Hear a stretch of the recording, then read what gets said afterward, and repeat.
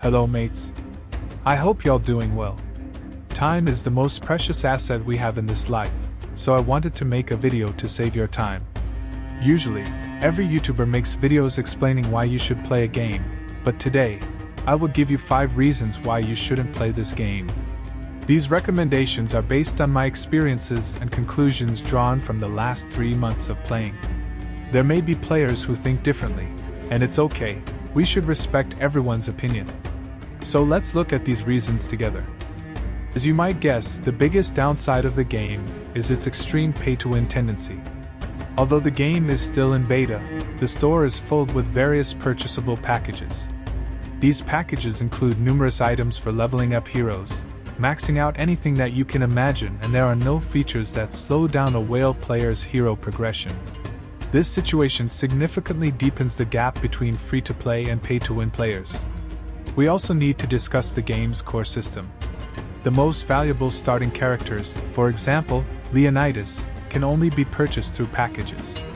So, a paying player starts the game with a significant advantage, and this advantage increases exponentially at every stage of the game. Currently, the only hero capable of a 1 versus 9, as you might guess, is Leonidas, who can only be obtained through packages.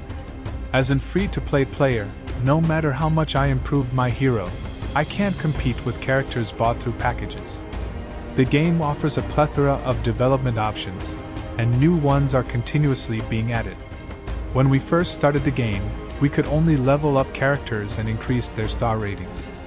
Later on, new ring systems that can be equipped to characters were introduced.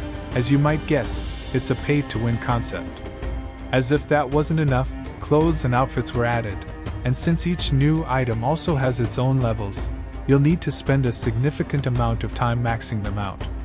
And if that wasn't enough, it's also mentioned that horses will be added to the characters.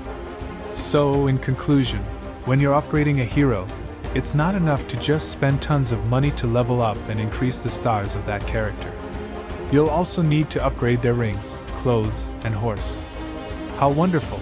Money flows like water. Can you hear it? In summary, it wouldn't be wrong to conclude that the most famous game in this field is Rise of Kingdoms. I think Age of Empires is only trying to share the large profits that Rise of Kingdoms makes by exploiting people's money. The game involves a lot of enhancements and level ups by its nature. Consequently, it requires players to invest years of effort. Castles can be upgraded to level 30. In addition, there are research upgrades for soldiers up to the 7th or even 8th tiers, and even upgrading to the 4th tier gives you approximately a 14-day waiting period, so you make the math for the rest. In short, while you kill time playing this game, time will also kill you. Compared to the early days of Rock, this game has more fluidity and a higher rate of errors.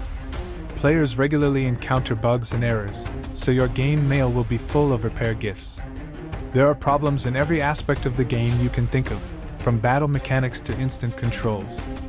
In a big war, mistakenly attacking a castle while trying to attack an enemy player and losing your soldiers is the simplest situation you can experience in this game.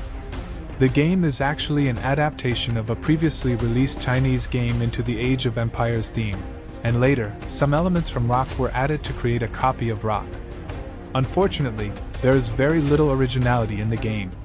The events developed by the game are usually boring, poorly cared for, and contain many errors. They regularly remove and add new events, confusing players. The strongest governor event includes 4 consecutive pay-to-win stages and no PvP-related events. The game regularly creates events that force you to spend money on speed-ups, causing many players to lose interest. So it's poorly managed as well. In conclusion, human time is very valuable and should be used wisely. I no longer want to spend my time on this game, and hope I have given you some insight. I talked about the game's bad sides, but of course, there may be others who will mention different good sides for each person. As I said before, everyone's opinions are important. I would love for you to share your thoughts with me in the comments section. Thank you in advance for your likes and subscriptions. See you in the next video, stay safe.